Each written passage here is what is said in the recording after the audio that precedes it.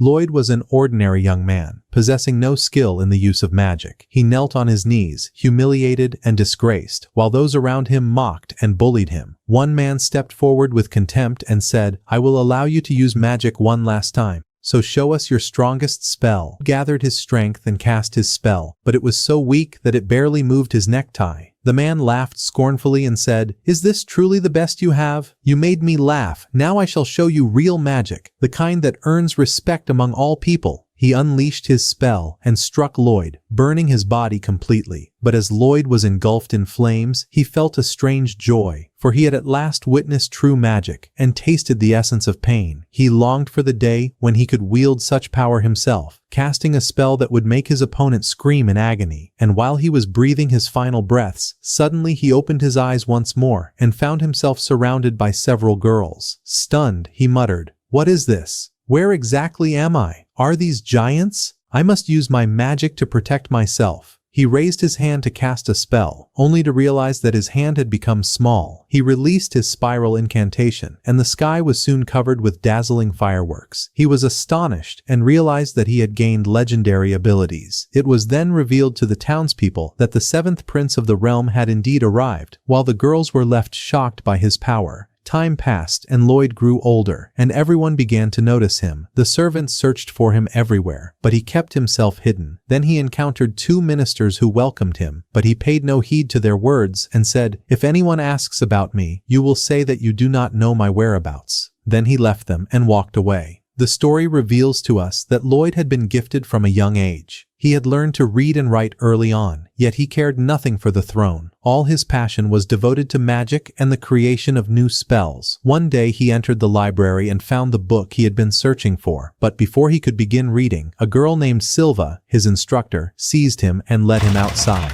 They began their training at once. At first, he could not defeat her, and he complained, "Spare me these pointless drills. I will never become king, for 6 others stand before me. I do not wish to learn swordsmanship. All I desire is magic." But Silva replied sternly, "That cannot be. You are of the royal family, and you must learn the way of the sword. Now come, we will continue our training." Their battle reignited, both of them fierce and unyielding. But Lloyd managed to discern her combat techniques by using a spell that revealed her movements, countering them each time. He was cheating, yet Silva remained stronger physically, so Lloyd cast a body enhancement spell and charged at her with ferocity. The fight grew intense, blows clashing left and right, too swift for the eye to follow. When Lloyd decided to end the duel so that he could return to his research, he said, "Forgive me, Silva, but I must do this." He rushed at her with a powerful strike, but she blocked it skillfully, knocked the sword from his hands, and threw him to the ground. Then she told him,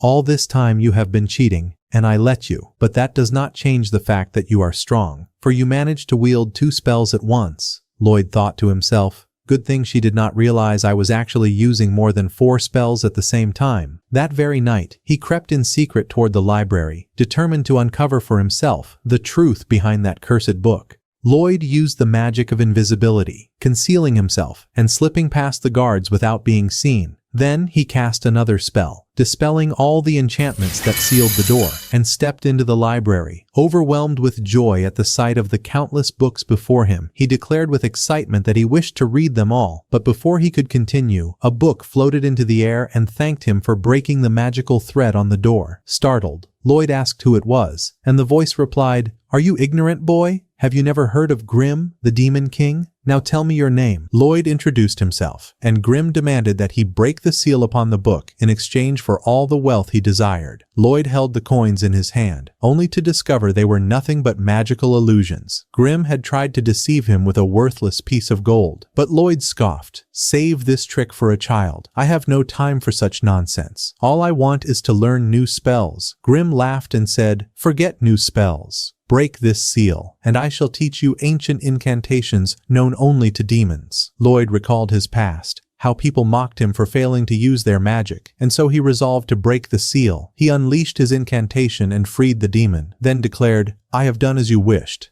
Now teach me your magic." But Grimm sneered, "Foolish boy, I will teach you nothing," and immediately unleashed a devastating spell that tore apart the entire library as he shouted, "This is the Dark Horse incantation. You will never learn it. Grim believed he had destroyed him, but Lloyd had already cast a protective barrier and survived. Smiling, he said, "That was powerful, but I already know it. Show me something else." The demon grew enraged and attacked with all his might, yet none of his strikes affected the barrier. He then conjured an even greater spell, but Lloyd absorbed it effortlessly and said, "That one was new to me. Show me more." Driven mad with anger, Grim decided to use his ultimate power, 2 combined spells at once, a feat only demons could perform. He unleashed his catastrophic attack, but to his shock, the barrier still stood unbroken. Staring in disbelief at Lloyd's strength, he tried to escape, but Lloyd had already bound him with countless enchantments, preventing his retreat. Lloyd stepped forward and declared, "Your turn is over. Now it's mine. Try to withstand this if you can." Lloyd unleashed his spells with overwhelming force, defeating the demon in an instant and then restored the library to its former state with his magic. Grim gazed at him in awe and asked who he truly was, but Lloyd replied, "That is of no concern. I know demons cannot die by magic, so I wish to test you and see how much you can endure." Terrified, Grim realized he stood no chance and pleaded, "You have won, boy. Spare me, may fortune guide you. From this day forth I am your servant, your companion, and I will aid you in all things." Lloyd agreed but added, "So be it. But your form draws too much attention. I need something more discreet." Grim answered, "As you wish," and shrank himself into a tiny form with magic. Delighted by the new appearance, Lloyd said, "Come, hide inside my coat." Grim approached with the intent to betray him and drain his energy, but the moment he touched Lloyd's body, he was struck by the overwhelming power within. Shaken, he cried out, "Forgive me, my lord. From this moment consider me your slave afterward." Lloyd returned to the palace, entered the ordinary library, and sat to read. His elder brother Albert, revealed to be the second prince, and the one expected to inherit the throne, came to greet him. He led Lloyd to the palace courtyard where he was training with his magic, then said, "Now it's your turn, Lloyd. You've been pestering us long enough about wanting to train." Lloyd stepped forward eagerly, caring nothing for the throne nor the struggle for succession. He cast a spell that made fire strike only the edges of the target, ensuring no suspicion would arise. Then Albert told him to continue alone, as he had other matters to attend. Leaving Lloyd alone, he was free to experiment with new ideas, such as the dual fusion spell once wielded by Grim. At once, Lloyd absorbed Grim into his body and began releasing one incantation after another, so many that even the demon himself was astounded. He had combined more than 100 spells at once, eager to test them. Grim, horrified, cried, "Stop, you fool! I am a demon, not a genie's lamp. The most I can conjure is 3 spells at once." But Lloyd silenced him. "Enough. Be quiet now. I will do everything myself." He summoned fire and water magic together, 2 opposing elements, and not only that, he drew forth their most powerful forms, merged them as one, and invoked the dual incantation technique. The blast shook the entire city, tearing a rift in the sky and turning day into night. Meanwhile, Albert gathered with his aides and said he intended to grow closer to his younger brother, for Lloyd possessed extraordinary talent. They protested, but he did not strike a single target he aimed at. Albert replied, "You do not understand. Lloyd struck them all in the same way. He simply chose not to reveal it. He has no desire to compete with us for the throne. Still, there is no harm in having him assist me in governing the realm." One of his aides muttered cautiously, "You are giving him far more credit than he deserves." Lloyd was suddenly shocked by the arrival of nightfall. Utterly unexpected, and everyone wondered what was happening. At that moment, a frightened man appeared, trying to understand the truth behind the spell that had caused it. But the rift vanished quickly, and daylight returned, as if nothing had occurred. Time passed, and on the following day, news of the rift spread throughout the city, leaving the people terrified and confused, while our hero lived in a world of his own. He read the report of a group of adventurers in the city of Bird Balf, who had discovered the Damas and defeated the monster within, so he resolved to go there himself to uncover this Damas. Grim told him, "This way they will discover you are no longer in the palace." But Lloyd replied, "That is a simple problem." He then drew his naphtha from his pocket and used his magic to create an identical copy of himself, though he feared Silva might discover the trick. So he decided to use Grim, inserting his consciousness into the duplicate he had created, and absorbed his hand so that he might keep watch over the palace. Meanwhile, Lloyd employed flight magic and set off toward the Damas, though he did not know its exact location. Suddenly, he saw a group of monsters chasing a girl. He wished to help her, but she gave him no chance. She seized them, broke their bones, and tore their bodies apart, while Lloyd observed in awe from a distance. The girl was using the breathing technique, and she sensed someone was watching her. Lloyd told Grimm he would reveal himself since she had noticed him, but Grimm warned, "Do not, for if you appear she will know you are the 7th prince of the kingdom." Yet she gave him no time to think, rushing at him with force. But Lloyd changed his form so she would not recognize him and introduced himself as Robert. The girl was stunned by his beauty, then introduced herself immediately. Her name was Tao, an adventurer of rank B, who fought using martial arts. Her spoiled and playful nature was obvious, and she exclaimed at once, "I have found my life partner." Lloyd was taken aback by her boldness. She then asked why he was there, and he explained he was seeking the Damas to explore it and defeat its monsters. With a delighted tone, she said, "Then let's go together." The two of them ventured into the Damas and began eliminating the monsters inside, while Lloyd collected rare minerals. After the battle, they sat together to eat, and he asked her about the breathing technique she used. She explained how it functioned and how it aided her in combat. But before she could finish, Lloyd had already succeeded in mastering the breath of the sun, merging it within his body, and he resolved to use it to strengthen his magic. At that same time, Grimm sat in the palace eating and drinking, enjoying his leisure, until Silva appeared and ruined his mood, saying, "Come, it is time to train." Back with Lloyd and Tao, they managed to defeat all the monsters and even toppled the boss of the Damas. A treasure chest appeared before them, and Lloyd approached to open it and uncover the magic within. But suddenly, an arrow shot up from the earth, splitting it in two, and the true boss of the Damas emerged, an ominous monster of the Lich class. Lloyd asked Tao if she knew anything about it, but she gave him no chance and answered firmly, "You must leave this place at once." Then she kicked him aside, forcing him out of danger. The beast immediately attacked her, yet she blocked its strikes fearlessly, for only one thing mattered to her: protecting Lloyd. Meanwhile, Lloyd stumbled backward in hesitation, but he stopped himself at last, determined to return and aid her. He thought of asking Grimm for advice, but Grimm was nowhere to be found. Of course, we all know why, for Silva had worn him down with training. At that moment, Tao had reached her limit, unable to fight further. She wanted to retreat, but the monster spoke. "I know you are using the breathing technique, and I know it is unique. I once killed another who used it, and after consuming him, I discovered he relied on only a small amount of magic. That is why I will not kill you, for what I want is the one who was with you." Tao replied with resolve, "I will not leave you alive. I will destroy you." She invoked her technique and rushed at him, but he had already raised a defensive barrier. She could not break it at first, yet she continued to attack again and again with all her strength until at last she shattered the barrier. However, her energy was completely exhausted. The monster sneered at her. "You wasted your time for nothing. All that effort just to shatter a barrier I made with a single finger. Now you must die." He unleashed his power and lunged at her. But do you think she would die, my friend? Not at all, for our hero Lloyd arrived at the very moment, activating a protective wall that broke through the attack. He then challenged boldly, "Come at me now, you beast!" The monster grew furious and began chanting spells to hurl at him, but Lloyd countered them with his anti-magic service and deflected the strikes. Breaking free from his shield, the monster rushed once more, yet Lloyd stopped him again. At that moment, Lloyd remembered Tao's words. He followed her instructions and succeeded in using the breathing technique, merging it with his mana and shattering the barrier around him. The monster thought him defenseless and attacked with all his might, but Lloyd had already planned to inhale as much oxygen as possible. Using the technique together with his magic, he succeeded, then launched a relentless assault so fierce that the monster could not block them all. Smiling, Lloyd taunted, "Frightened so soon? I still have plenty I want to try on you." He enhanced his incantations and unleashed them, splitting the monster,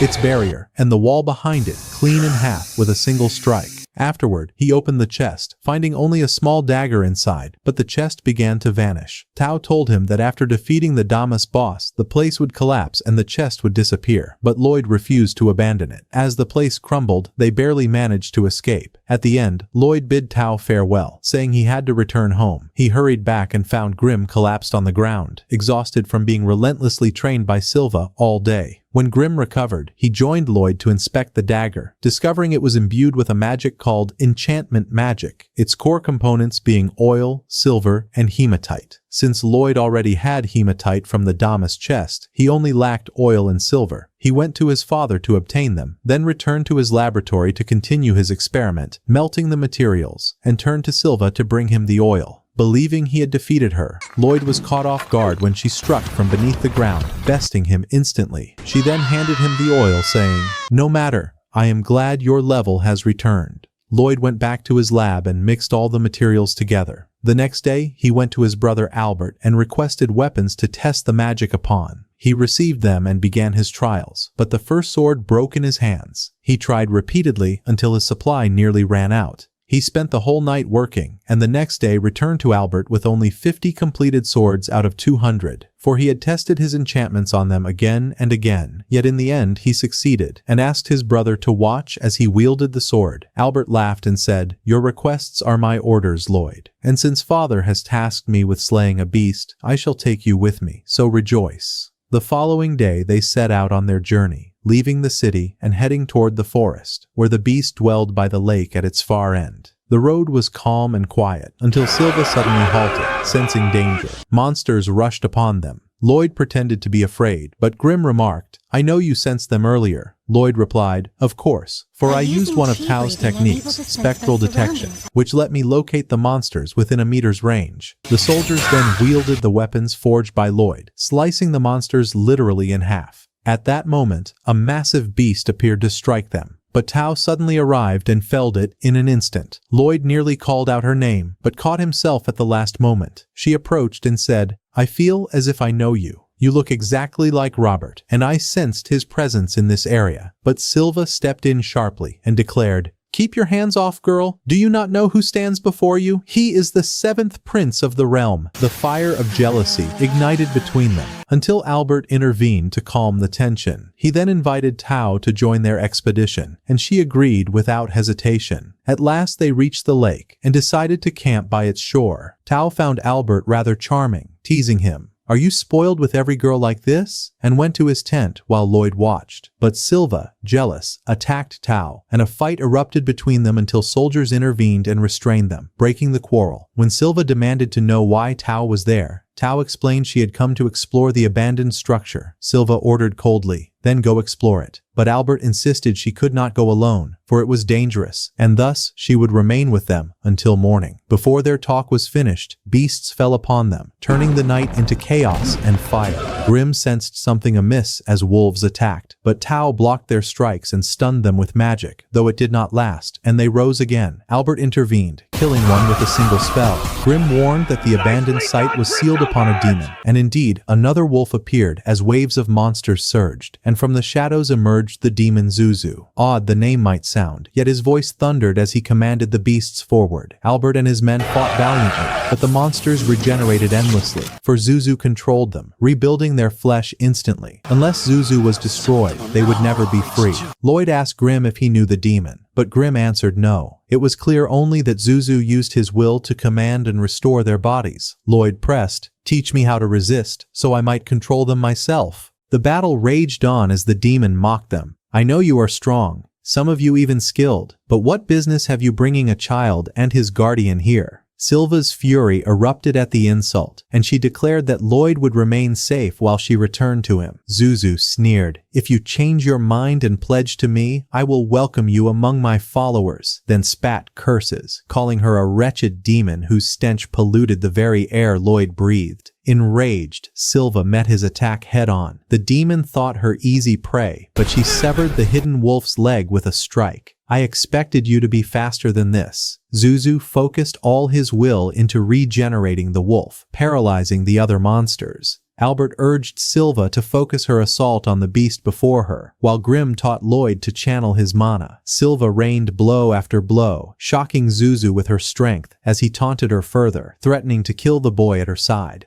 Lloyd himself, confident, he lunged again, but Silva shouted, "Do you think me a fool?" She split the wolf in two, soared into the air, severed its concealed neck, drove her blade into its eye, and tore it to countless pieces. Everyone was stunned at her power as she cried, "Speak your last prayer, for your death is upon you." But Zuzu would not fall so easily. He unleashed a cloud of poison gas that filled the place, and all collapsed helpless, paralyzed. Rising to gather his strength, he mocked Silva. After all this time spent hunting beasts to turn them into monsters, you cut them down with ease. Very well. He struck her with a kick that sent her flying, sneering. This gas strips you of all movement. You are finished. He rushed to strike again, but Tao blocked the blow. Silva collapsed, astonished that Tao was unaffected by the gas. Zuzu seized Tao by the leg and lifted her high until she struggled for breath. Furious, Tao unleashed lightning magic and burned him, falling to the ground. Exhausted, the air reserves in her lungs nearly spent. Before she could recover, another beast lunged to devour her, and Zuzu spread his poison once more,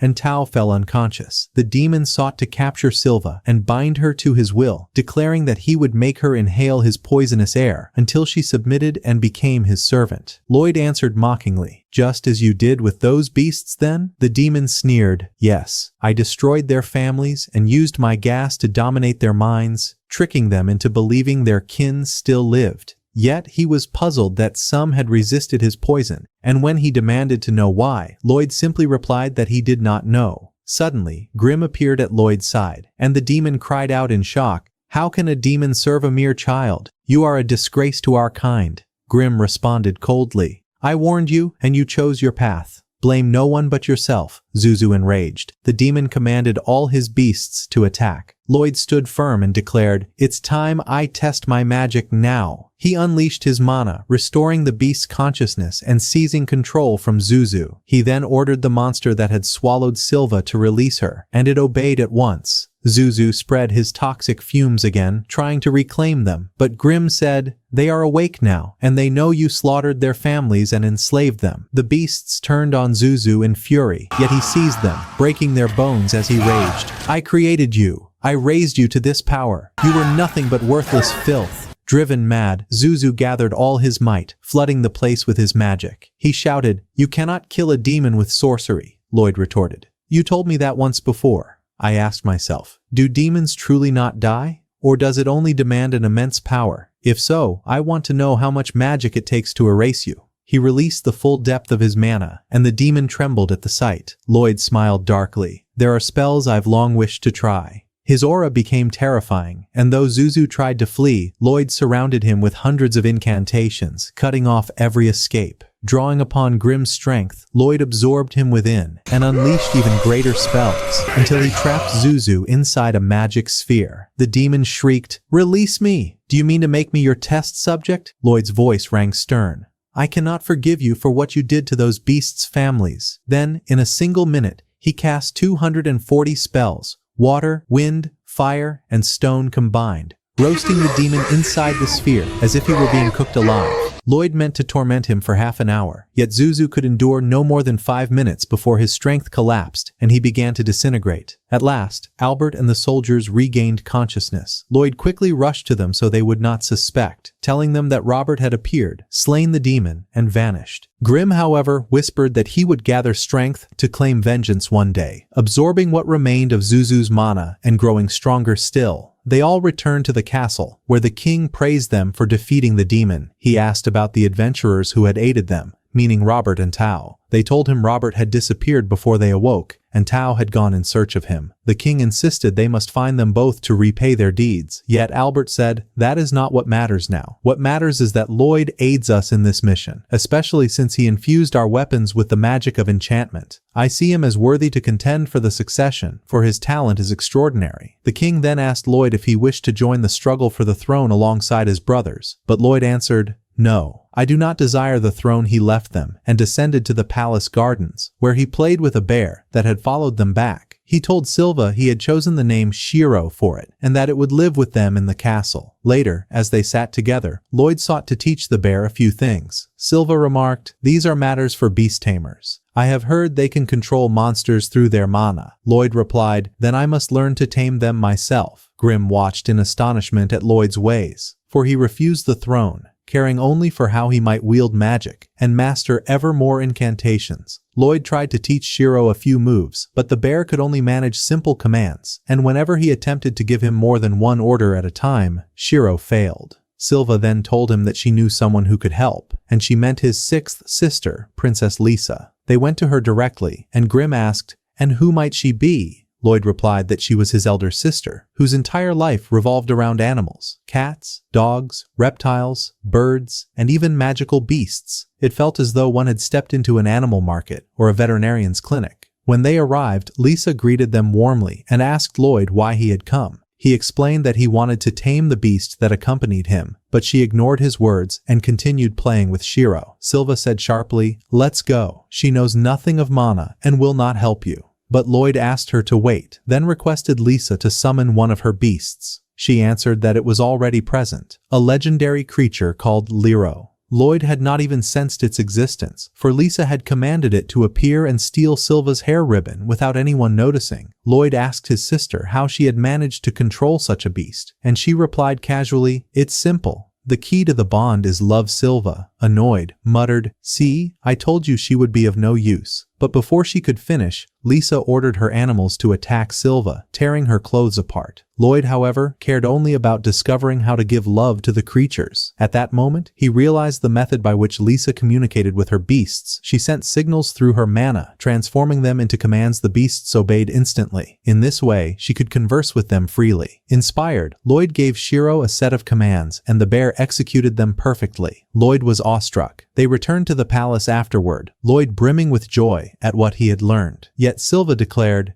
"It's time for sword training. I will also teach you a few new techniques." But Albert interrupted, saying it would not be possible today, for he needed Lloyd's presence for an important matter. When Lloyd asked why, Albert explained that someone he knew wanted to meet him. That someone was named Diane, the brother of the kingdom's fourth prince. Albert took Lloyd to the workshop, where Diane greeted them and said, "I heard you performed enchantment magic on Albert's enchanted sword. I will not say it is impossible, but I want you to prove it to me now." We learned then that Diane was passionate about blacksmithing and enchantment magic, and that he had traveled abroad to study the craft but had never mastered it. He handed his sword to Lloyd and asked him to try. Lloyd began applying his magic, while Diane scoffed, certain he would fail, but Lloyd finished the work in seconds. Everyone stood astonished. Diane exclaimed, "With this, you can help me forge the ultimate enchanted sword. It can only be made through the cooperation of a blacksmith like me and an enchantment mage of your caliber." Lloyd accepted immediately, asking what kind of sword he wanted to create. Diane explained that he wished to craft a blade capable of releasing fire attacks, but that such a feat was impossible, as fire magic required 14 enchantments, while a sword could withstand only 5. Lloyd suggested, "Then let's compress them into just 2. He carried out the process and applied it to steel, but it shattered instantly. He concluded that dividing it into 2 was not enough, so he tried splitting it into 4. He attempted over and over, but every effort failed, leaving him unable to discern the flaw. At that moment Grimm appeared and told him that the mana essence he was using was cheap and lacked hematite. Lloyd analyzed the material and realized Grimm was right. He asked Diane if he had any hematite, but Diane replied that the ore was extremely rare and could not be found anywhere nearby. Lloyd thought to himself that he would need to venture into a new Demas to find the metal. Silva then told him they must indeed go to Demas to acquire the ore. Lloyd objected, "That is impossible. How could a prince wander into Demas alone?" But Silva revealed that she had already secured permission from their father, since Lloyd had proven his worth by helping defeat the demon in the last battle.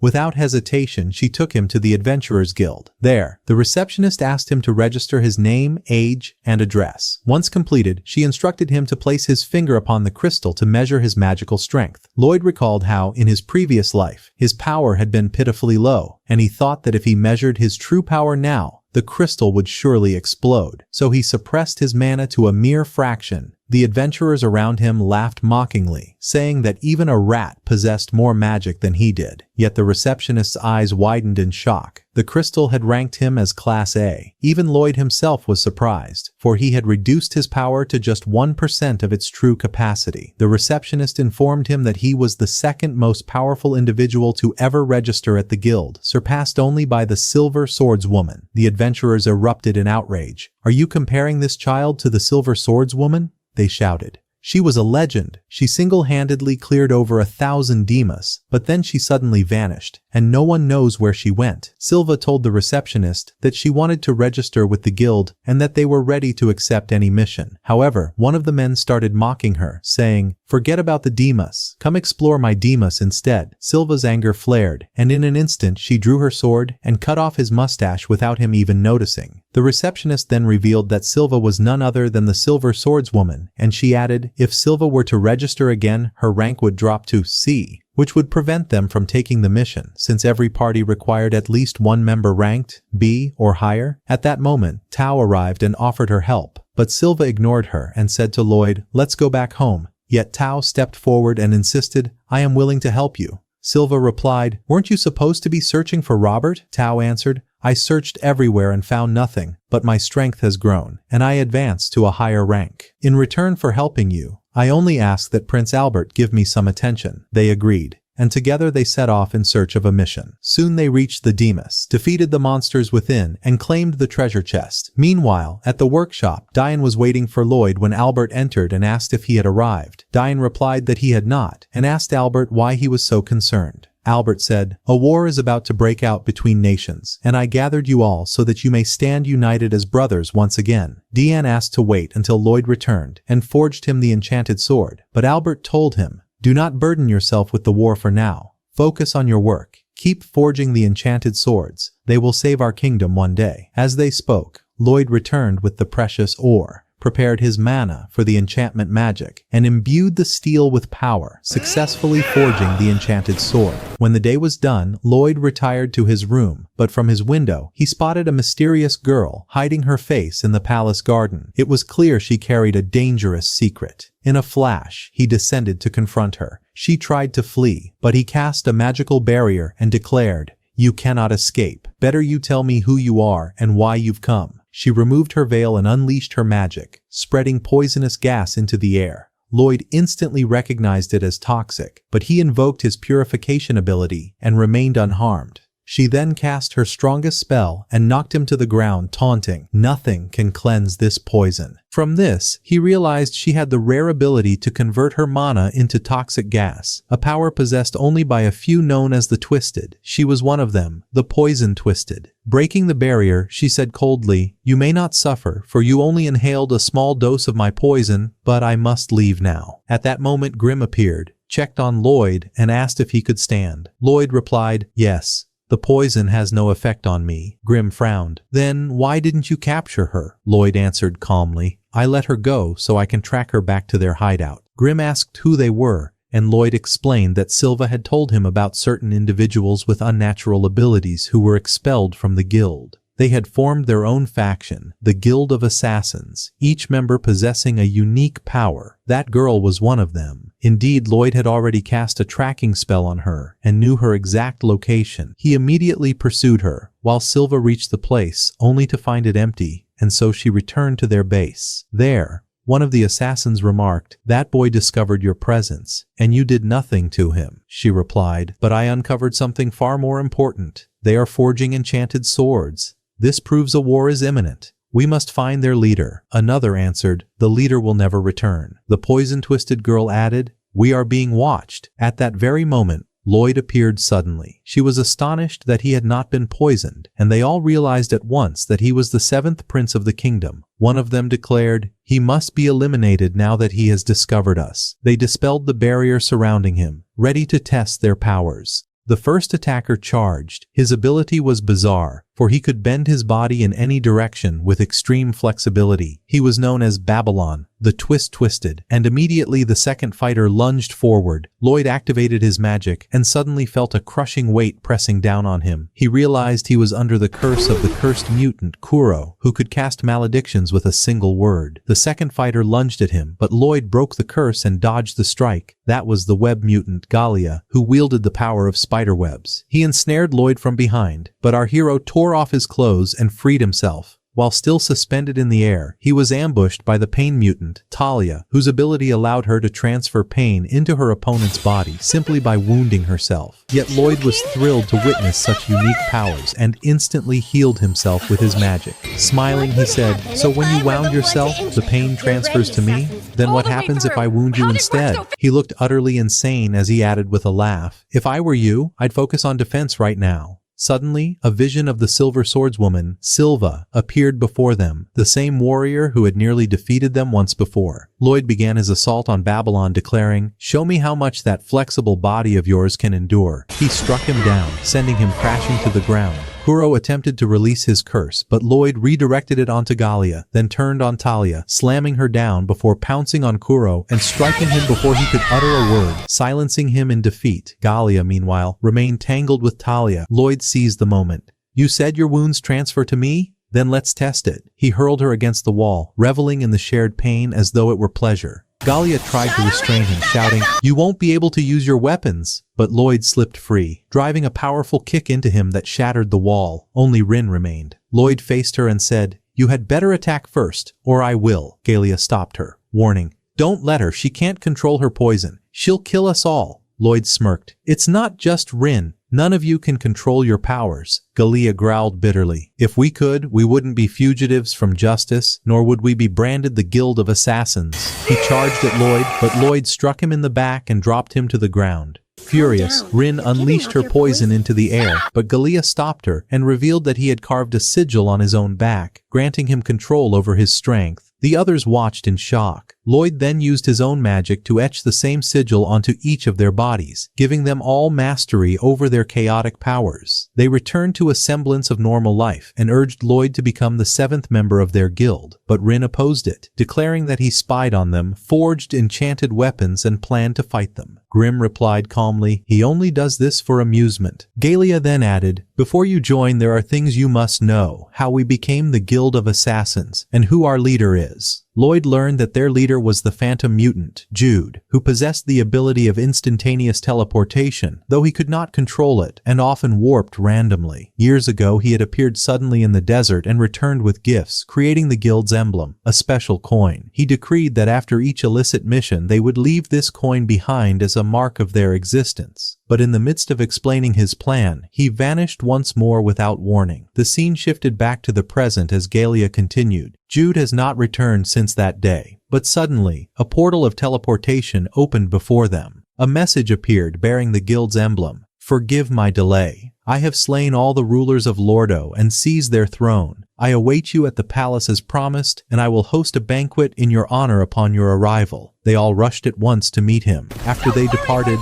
Silva arrived only to find the place deserted. Lloyd had left her a message, telling her he had gone with the Guild of Assassins to the palace of Lordo's ruler. The letter reached Albert, who was shaken by his brother's actions. Ancient grudges existed between the kingdoms, and if this were seen as betrayal, war would be inevitable. His aide told him they could not have kidnapped him. Lloyd is far too powerful. But Silva revealed she had found his clothes at the site. Albert then declared grimly, "Then it is war." At that very moment, Lloyd and the guild members were soaring through the air by his magic, having asked him to accompany them so he could inscribe the sigil upon Jude and help him control his power. Lloyd looked at them and asked, "Do you know where that message truly came from?" They answered, "Yes, from Jude." But Lloyd shook his head and said, "No." He used teleportation and pinpointed the location with precision. Only one who has truly mastered his power could do such a thing. Talia snapped angrily. "What do you mean by that vile talk?" Gallia answered, "Do you mean that Jude can truly control his power? Or has he lied to us all this time? Was everything we lived merely a ruse to make us submit? Is this a trap?" Rin affirmed, "Of course he has been training to master his power." Lloyd explained, "There is no need for me to accompany you. But look at him in reality. He is obsessed with instantaneous teleportation and wants to learn to master it. And for that reason he agreed to go with you." They returned to the place where they had been still soaring. descended to the ground and found their bodies paralyzed. Lloyd told them the rendezvous was close and that they would make camp and resume their journey. Then Rin set out to hunt something for them to eat, and they learned that she had slain her father and mother with her poison as a child, and that Jude had found her in the forest, taken her in, and even made special garments for her so she could control her venom, and because of that she loved him. They welcomed her as a member of their guild, sat that night cooking and eating in great joy, and afterwards resumed their way. Before they reached the castle, Rin urged that they leave Lloyd behind and scout ahead first because she suspected something amiss and suspected that the rulers of Lordo were the ones who had sent Jude's message. They all agreed and left Grimm to guard him, and Grimm assured them he could protect himself even while sleeping, though he was worried for them, and went along to see what would happen. They went to observe and found a banquet prepared to receive them, and everything seemed to proceed normally. Someone among the hosts said, "You are the Guild of Assassins, are you not?" They answered yes.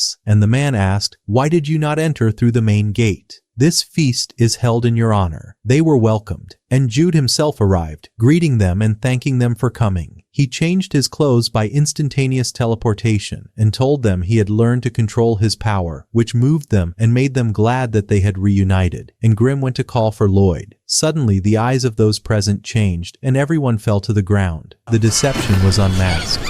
Jude was a traitor. Their leader addressed his followers boldly. "Did I not tell you this is the easiest way to gather the mutants?" The crowd recoiled and asked why he had done this. He ignored them and told his followers to pick any mutant to begin with. For example, that girl, I remember now, the poison mutant. Start with her. Grimm leapt forward to free them, but Jude used instantaneous teleportation to strike Grimm's leg, so he flew back and Jude reached Lloyd. Lloyd regained consciousness, and Grimm realized what had happened. Jude had set a trap for the guild's members, and all were stunned at how he had done it. Then the man revealed his true identity in a stern voice. "Have you still not understood? You are too foolish to grasp the situation you are in. All who are present here are demons from the netherworld, and I am one of those demons. I used Jude's body and his uncontrolled teleportation ability. My name is Gassar, and I shall be king of the demons." He narrated how Jude had deliberately brought calamity upon himself before his death. He chose death to spare his friends further torment, and I rejoiced when he ended his life, for he was a fool. So I decided to end that life. They were all shocked by his confession, and Rin sprang forward in fury, demanding, "What did you do to him?" Gassar kicked her and coldly replied, "I have not finished speaking." They listened to his tale of madness and vengeance, and then Gassar seized Rim by the head and told his followers,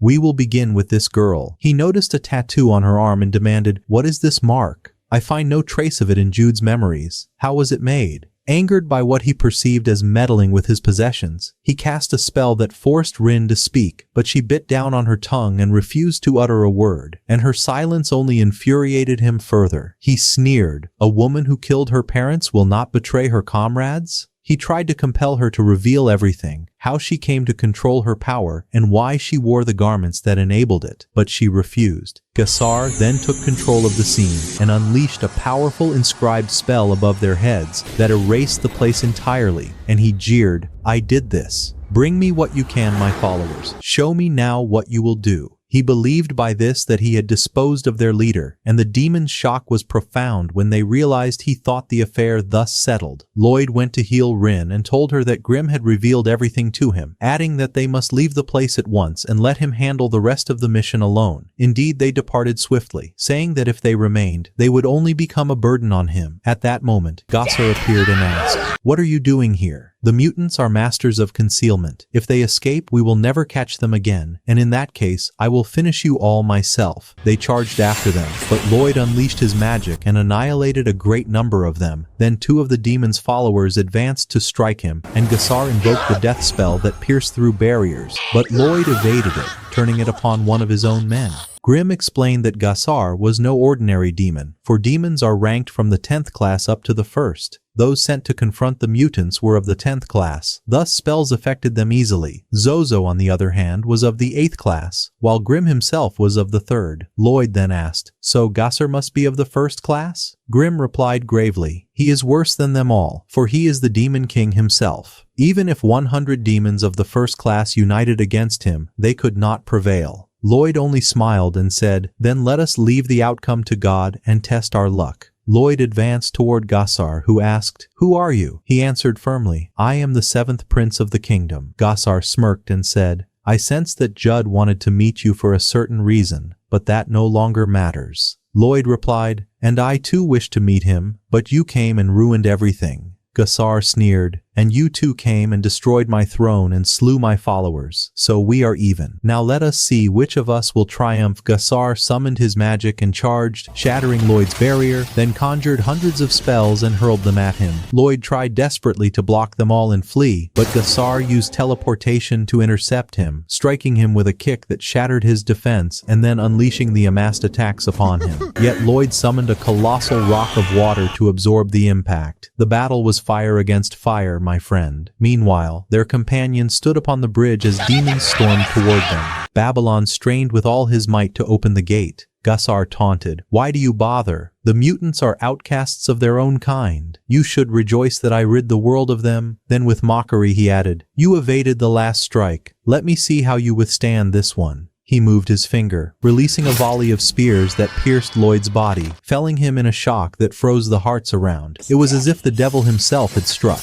On the other side, the mutants fought desperately to defend themselves. Galia cast webs of spiders to trap their foes, and Kuro unleashed his curses to bind them to the ground. Babylon managed to open the gate, but if you thought the struggle was over, you are mistaken. The demons shattered the earth beneath them and broke free. They rushed to attack again, so Talia invoked her power, wounding herself so that her pain spread into all of them. She cried, "Flee into the forest and conceal yourselves there." But they refused to abandon her wounded. Then one demon cast a healing spell and mended her injuries. Yet before she rose, she cut herself again, and they all suffered anew. Galia pushed his comrades away and sealed the gate, declaring, "I will not leave you alone." But Talia prepared her ultimate strike, and when the demons heard this, terror seized them and they lunged to stop her. Yet Galia cast his webs once more to restrain them while she raised her axe to her throat. It seemed she would do it. Elsewhere, Gossar stood muttering to himself, "You died too soon, my friend. I wished you had questioned me more, but no matter, there is still time again." But suddenly Lloyd's body hardened into stone and crumbled, and in the very next instant Lloyd lunged upon him. Gossar barely parried the strike and teleported away. Lloyd remained bewildered, not knowing how to defeat him. Then came the moment they had awaited. Albert and Silva arrived upon the field, blazing through the hordes of demons with fire,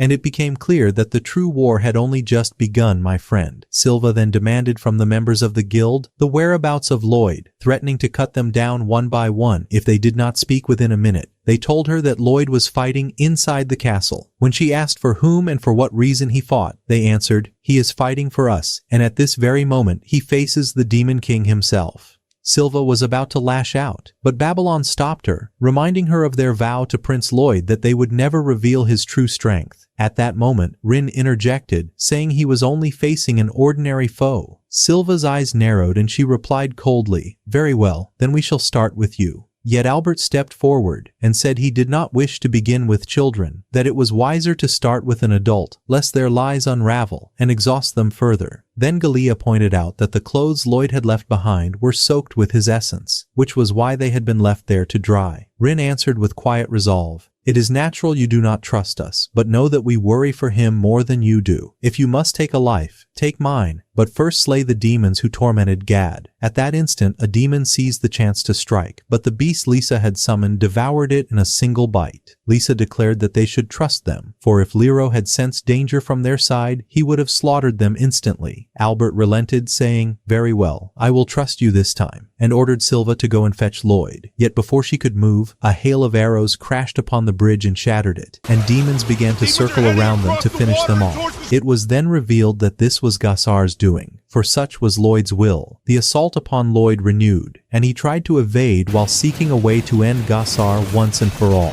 Elsewhere, Albert struggled to subdue the demons. For each time they were struck down by sorcery, they regenerated again, forcing him to devise a plan that would allow Lisa and Silva to strike with freedom. Suddenly another demon lunged at him, but Babylon leapt forth in the nick of time, slaying it and saving them. Albert then discovered that when the vessels died, the demons within perished as well, and the others gave him their thanks for saving his life. Meanwhile, Silva, astride Shiro, raced to reach Lloyd, but the distance was vast. Shiro plunged into the waters beneath, and from their depths a demon arose to strike at her, yet she parried his blow. He was the only one among them of the 8th rank, and he goaded her with his words, rousing a clash so fierce that no one could follow their movements. Both wielded powers of legend, and the battle raged from right to left in a storm of blows. The demon declared he had grown weary of the body he inhabited, and would take Silva's body in its place, channeling the power of Lordo that lingered in his vessel before death. He launched his onslaught, but Silva repelled him again and again. He confessed that he had chosen that body because its former owner had trained to his utmost, reaching the very peak of his strength, and thus the demon believed it the finest vessel he could claim. Yet now, before Silva, he realized there was a body far greater, one he must seize at all costs.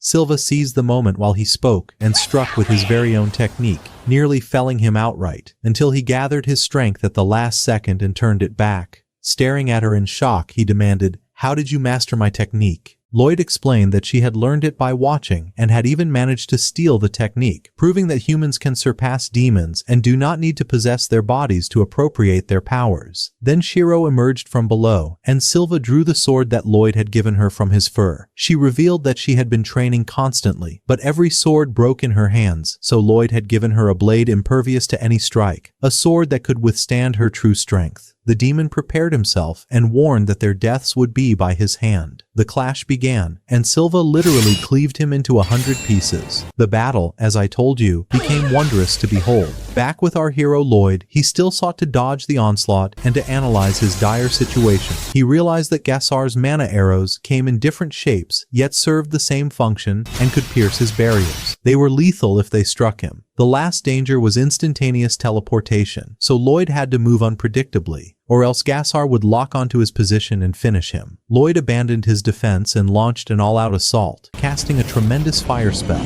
but Gassar evaded by striking the attack into the water so that it vaporized the area. Then Gassar used his spectral vision to pinpoint Lloyd's location. Surprised, Lloyd wondered what to do, and Grimm told him to keep moving. Lloyd obeyed, analyzing anew, and discovered that Gassar was transferring the target to wherever he fixed his sight, just as he had once sent the message to the Guildhall. If the Meta-Ohi escaped, they would be impossible to track. Gassar was thus using sight to determine teleportation points. Hidden in the steam, Gassar could not see, so Lloyd decided to close and strike. As Lloyd approached, Gassar perceived him and replicated many copies of Lloyd's body, puppets to throw at him to discover his weak point. A true sword lay among one of those copies, but Gassar attacked all the decoys and unleashed thousands of arrows against them. One copy stood shielded. Gassar thought it real and smashed it, only to find that Lloyd had concealed himself and allowed the decoys to take the blows, for he had not placed a barrier around his true body. Lloyd moved to absorb and study the teleportation spell, using the specially forged sword. Lloyd's blade enabled him to analyze any incantation by touch, revealing its composition. Gassar slew the copies and then confronted Lloyd, taunting, "Are you bored yet?" Lloyd answered calmly that he had discovered the truth. Gassar was strong, but his range of action was limited. Humans might be weak by nature, and many could defeat them, yet anyone who developed and increased their magical power would become undefeatable. Gassar snarled that none of that mattered now. Lloyd must die, and attempted to teleport away to strike. But Lloyd had already predicted the destinations and struck immediately, landing atop a rock and dared him. "Show me your end, demon, for from this day your eyes shall not see the light." Enraged, Gassar unleashed his final sequence and rushed Lloyd, but Lloyd left no opening and rained blows from all directions. He summoned legendary power and drove Gassar into a volcanic chasm where the demon could no longer fix his position.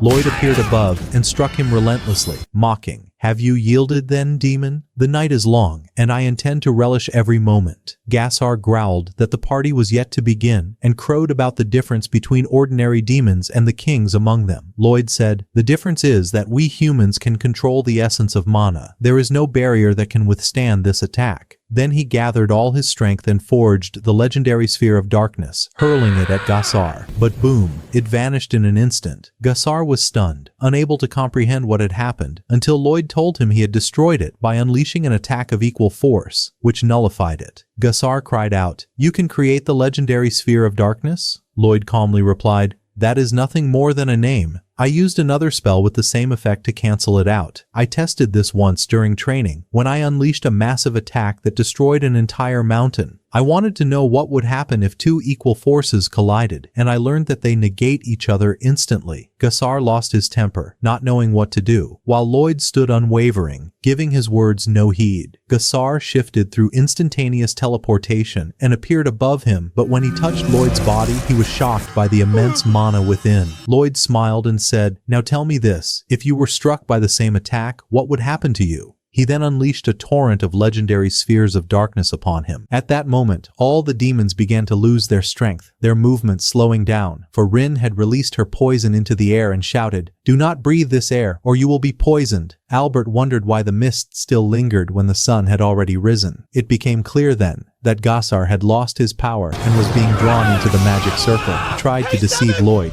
pretending to be Jed, claiming that the attack had already destroyed Gasar. But Lloyd saw through the ruse and pressed on with his assault until he annihilated him completely. The mist dispersed, everything returned to normal, and they gathered the bodies of the soldiers and buried them with respect. Rin wanted to thank Lloyd for what he had done, but his elder brother Albert arrived and asked him about the grave he was standing near. Lloyd tried to twist his words, but Albert already knew the truth. He told him, "This is the grave of the leader of the Assassin's Guild and the ruler of Lordo." For the guild members had fabricated a story to tell him, hiding Lloyd's true role from his brother. Albert looked at him and said, "What you did was no ordinary feat. To face a demon and defeat him, that is no normal power. But now we must detain the Assassin's Guild, yet they have offered to serve you for life, and that is no trivial matter. If you accept their service and they commit any crime, you alone will bear the responsibility. The choice is yours." Lloyd thought for a moment, then agreed to let them join him, assuming responsibility for their actions as well. Albert's kind heart, which loved everyone, was gladdened, and joy filled them all. At that moment Tao arrived, coming to aid them, but she found that everything was already finished, and her help was no longer needed. She smiled and said, "It seems the time is not right. I shall return another day." Then she ran off, and Albert ran after her to thank her for helping them defeat Zuzu. Afterward, our hero unbound the ropes, restraining the guild members, and set them free. They spent joyful time together, and happiness shone on all their faces. And thus our tale comes to an end. If it pleased you, do not forget to like, subscribe, and ring the bell. Until we meet again. Surprised, Lloyd wondered what to do, and Grimm told him to keep moving. Lloyd obeyed, analyzing anew, and discovered that Gasar was transferring the target to wherever he fixed his sight, just as he had once sent the message to the guild hall. If the Meta-Ohi escaped, they would be impossible to track. Gasar was thus using sight to determine teleportation points. Hidden in the steam, Gasar could not see, so Lloyd decided to close and strike. As Lloyd approached, Gasar perceived him and replicated many copies of Lloyd's body, puppets to throw at him to discover his weak point. A true sword lay among one of those copies, but Gasar attacked all the decoys and unleashed thousands of arrows against them. One copy stood shielded. Gasar thought it real and smashed it, only to find that Lloyd had concealed himself and allowed the decoys to take the blows, for he had not placed a barrier around his true body. Lloyd moved to absorb and study the teleportation spell, using the specially forged sword. Lloyd's blade enabled him to analyze any incantation by touch, revealing its composition. Gasar slew the copies and then confronted Lloyd, taunting, "Are you bored yet?" Lloyd answered calmly that he had discovered the truth. Gasar was strong, but his range of action was limited. Humans might be weak by nature, and many could defeat them, yet anyone who developed and increased their magical power would become undefeatable. Gasar snarled that none of that mattered now. Lloyd must die, and attempted to teleport away to strike. But Lloyd had already predicted the destinations and struck immediately, landing atop a rock, and dared him, "Show me your end, demon, for from this day your eyes shall not see the light." Enraged, Gasar unleashed his final sequence and rushed Lloyd, but Lloyd left no opening and rained blows from all directions. He summoned legendary power and drove Gasar into a volcanic chasm where the demon could no longer fix his position. Lloyd appeared above and struck him relentlessly, mocking, "Have you yielded then, demon? The night is long, and I intend to relish every moment." Gasar growled that the party was yet to begin and crowed about the difference between ordinary demons and the kings among them. Lloyd said, "The difference is that we humans can control the essence of mana. There is no barrier that can withstand this attack." Then he gathered all his strength and forged the legendary Sphere of Darkness, hurling it at Gassar. But boom, it vanished in an instant. Gassar was stunned, unable to comprehend what had happened, until Lloyd told him he had destroyed it by unleashing an attack of equal force, which nullified it. Gassar cried out, "You can create the legendary Sphere of Darkness?" Lloyd calmly replied, "That is nothing more than a name. I used another spell with the same effect to cancel it out. I tested this once during training, when I unleashed a massive attack that destroyed an entire mountain. I wanted to know what would happen if two equal forces collided, and I learned that they negate each other instantly." Gassar lost his temper, not knowing what to do, while Lloyd stood unwavering, giving his words no heed. Gassar shifted through instantaneous teleportation and appeared above him, but when he touched Lloyd's body, he was shocked by the immense mana within. Lloyd smiled and said, "Now tell me this, if you were struck by the same attack, what would happen to you?" He then unleashed a torrent of legendary spheres of darkness upon him. At that moment, all the demons began to lose their strength, their movement slowing down, for Rin had released her poison into the air and shouted, "Do not breathe this air, or you will be poisoned." Albert wondered why the mist still lingered when the sun had already risen. It became clear then that Gassar had lost his power and was being drawn into the magic circle. He tried to deceive Lloyd, pretending to be Jed,